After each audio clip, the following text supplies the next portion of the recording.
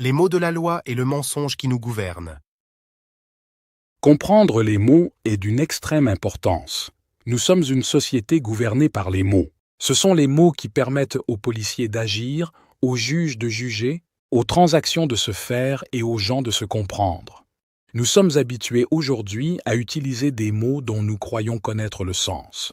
Depuis qu'on est bébé, nos parents nous apprennent à dire des mots et leurs définitions nous sont subtilement inculquées par voie de répétition. Nous apprenons un mot sur ce que nos parents connaissent de ce mot. Je vais vous montrer comment les mots peuvent nous contrôler. Je dois vous donner les mots en anglais parce que c'est la vraie langue de cette justice.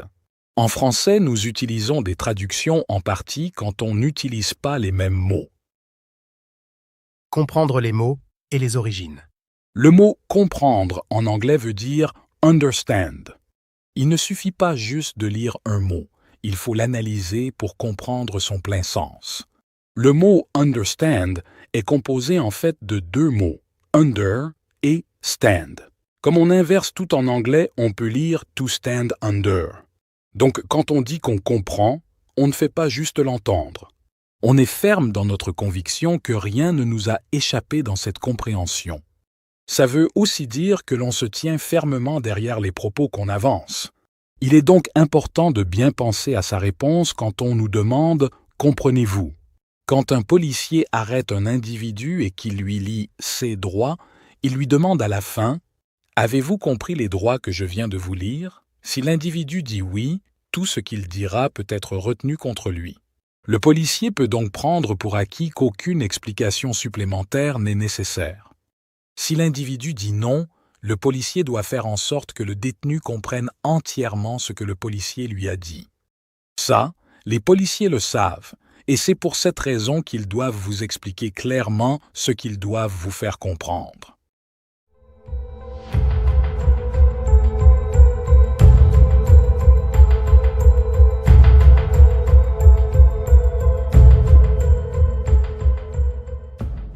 Les lois qui nous gouvernent. Il existe deux types de lois, la loi de l'eau et la loi de la terre. La loi de la terre fait référence au Code civil, aux actes, aux lois promulguées par le gouvernement, qui n'impliquent pas l'économie ou l'argent. C'est celle qui nous régit quand on est sur la terre ferme.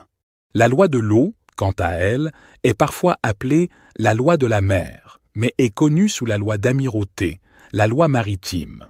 C'est la loi d'amirauté qui nous gouverne lorsqu'on est sur l'eau et elle gouverne aussi tous les produits provenant de l'eau. Exemple, un bateau qui arrive à quai est gouverné par la loi d'amirauté et son contenu est administré par cette loi. La loi de la terre est basée sur chaque culture. Elle est différente d'un pays à l'autre. La loi d'amirauté est la même partout dans le monde et elle domine partout dans le monde. La loi d'amirauté est la loi de l'argent. Peu importe où vous êtes dans le monde, l'argent c'est l'argent. Quand vous utilisez de l'argent, vous êtes donc sous la loi d'amirauté, la loi de l'eau. Dans l'histoire, si on recule aussi loin qu'à l'époque des Canaanites et des Phéniciens, le mot « cana » voulait dire « merchant trader », soit des banquiers. Le mot « merchant » vient de « mer ». Ils étaient donc des banquiers de la mer.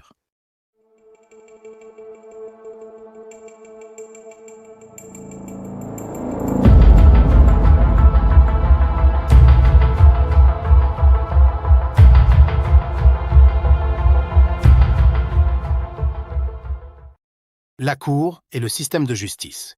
Laissons temporairement l'histoire pour parler de la Cour. Encore une fois, les mots sont en anglais. Quand on regarde un match de tennis, la partie se dispute sur un court. Les deux parties se lancent la balle d'un bord et de l'autre. Au milieu, l'arbitre détermine un gagnant. La même chose se voit dans une cour de justice. On passe en cour, la cour en anglais, les avocats se lancent la balle et le juge détermine un gagnant. Et l'objectif est d'envoyer la balle dans l'autre camp. Le juge se fout bien de qui va gagner, il va être payé de toute façon. Le juge dirige à partir du bench. Le mot bench est un mot latin qui veut dire bank, banque. Le mot bank a aussi des références italiennes avec le mot banca, qui vient de l'allemand bench. Le juge dirige pour la banque. Où trouve-t-on des banques? le long des rivières, les riverbanks, les bords des rivières. Et que font les riverbanks? Elles contrôlent la direction du courant de la mer, en anglais sea current, d'où le mot currency, monnaie. Dans la loi de l'amirauté, tous les bateaux transportent de la marchandise pour du commerce. Quand le bateau arrive au quai, dock, il est attaché et le capitaine doit fournir aux autorités portuaires un certificat de manifeste, un document qui liste son cargo. On dit un manifeste parce que hier le bateau n'était pas présent et aujourd'hui il s'est manifesté. Les responsables et employés du quai, en anglais dock, communément appelés dockers ou longshoreman, plusieurs titres furent dérivés du mot dock, en prennent charge. Conséquemment, tous les produits à bord se sont manifestés. Le mot capitaine est tiré de deux mots latins, capitalis et capital, qui ensemble veulent dire responsable de la marchandise, donc du capital, de l'argent qui est dans le bateau. Le certificat de manifeste est donc un document financier important et contient l'information précise sur tous les items à son bord. Tout est une question d'argent. La loi d'amirauté est la loi du commerce. Selon la loi maritime, cette marchandise arrive de l'eau et est exportée du bateau. C'est donc la loi de l'argent, la loi d'amirauté, qui dirige cette marchandise. Petite parenthèse, quand vous allez aux États-Unis et à divers endroits au Canada, vous allez parfois voir des tours avec un bassin d'eau et le nom de la ville dessus. C'est la marine militaire canadienne et américaine qui est responsable de ça. C'est eux qui ont fait la cartographie des terres. Souvent la tour avec le bassin est l'endroit le plus élevé dans le village. Plaçant tout en dessous du niveau de l'eau sous contrôle de la loi d'amirauté. L'humain en sa qualité d'objet d'affaires. En anglais, là où le bateau reste accosté s'appelle berth. She sits in her berth, the boat. Quand la mère donne naissance, ses os crèvent et se placent pour accoucher. Donc, she sits to give birth. Au quai, sur les docks, les produits qui sont sortis du bateau sont issus d'une exportation et sont identifiés en conséquence sur un certificat de manifeste qui est créé par le docker. À l'accouchement, c'est le docteur, qui gère l'exportation de l'enfant par la mère et qui crée par la suite le certificat de naissance. Puisque vous êtes sorti des eaux de votre mère et donc issu d'une exportation maritime, vous êtes régi par la loi d'amirauté et il doit y avoir la création d'un certificat de naissance.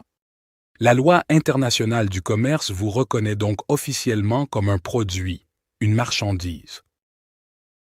Votre corps est considéré comme un produit de la loi d'amirauté et peut être traité en conséquence.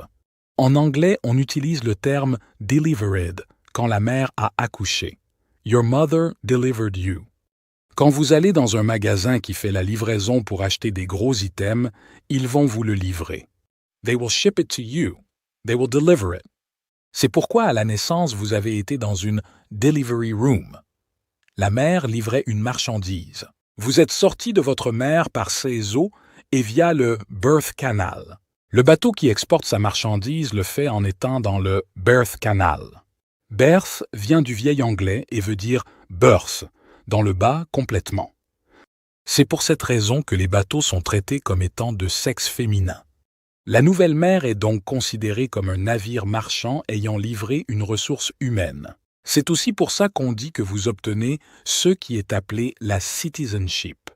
Le docteur signe donc votre certificat de naissance et à la mort le certificat de décès attestant de votre mort. Tout comme le docker remplit le certificat de manifeste et constate de la vie ou de la mort, son état, d'une marchandise.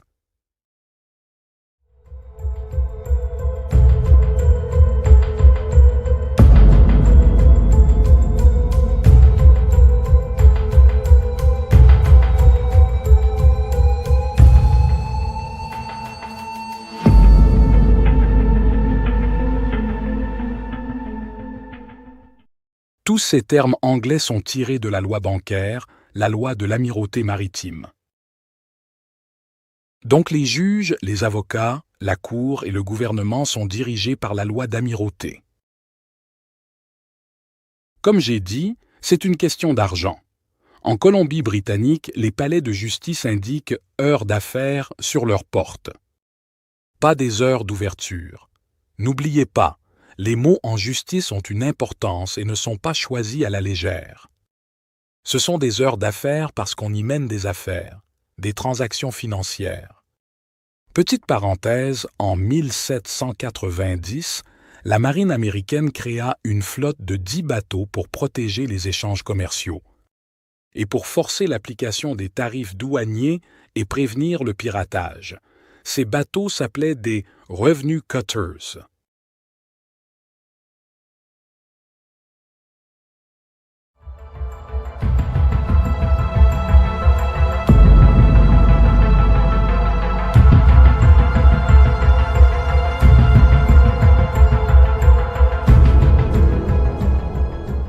Le concept de l'énergie économique. Toute machine, pour qu'elle fonctionne, requiert de l'énergie. C'est aussi vrai avec l'économie globale. Son énergie, c'est les gens. Nous sommes l'énergie qui fait bouger l'économie. Si on ne fait rien, l'économie n'avance pas. Individuellement, nous sommes comme une batterie, une celle. Le but de l'économie globale est d'extraire de ces batteries, de nous tous, l'énergie qui la fait avancer. Elle va chercher en nous le potentiel de faire rouler l'économie. L'énergie potentielle est un terme utilisé en électricité et en physique qui décrit le mouvement d'une charge positive. Tout l'argent généré aujourd'hui l'est grâce à notre potentiel individuel. Le système de justice est monté de façon à régulariser et contrôler l'argent. Quand un avocat demande à la Cour pour une décision, il doit créer une motion. Dans ce monde sans substance, si une motion n'est pas créée, rien ne bouge. Motion, qui signifie mouvement.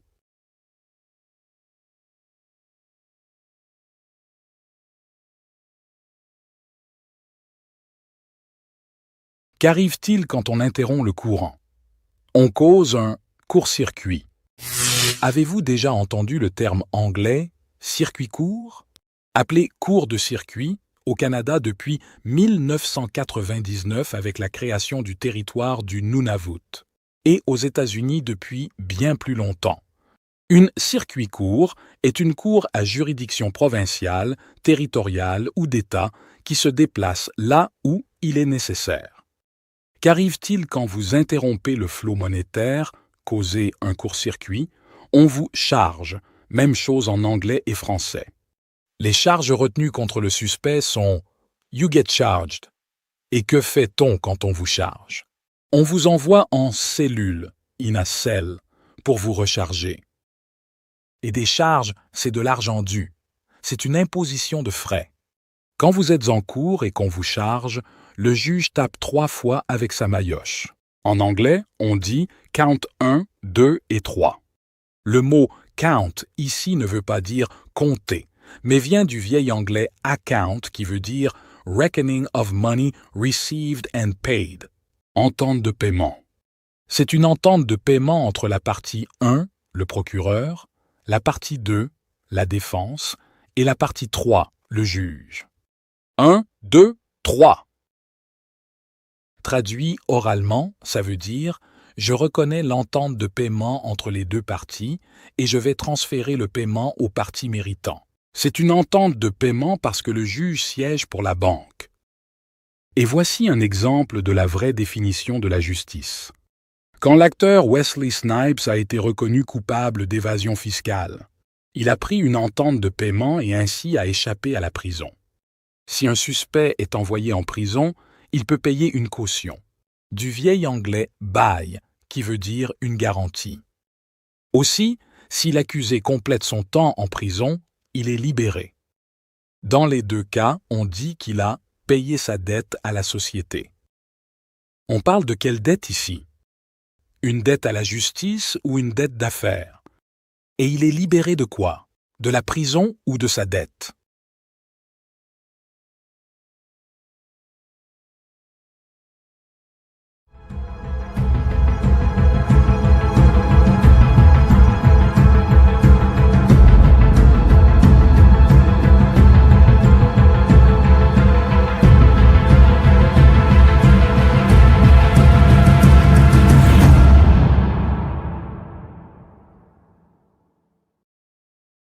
Argent, énergie, économie, électricité, individu, potentiel, motion, cours de circuit, charge, cellule, banque, commerce.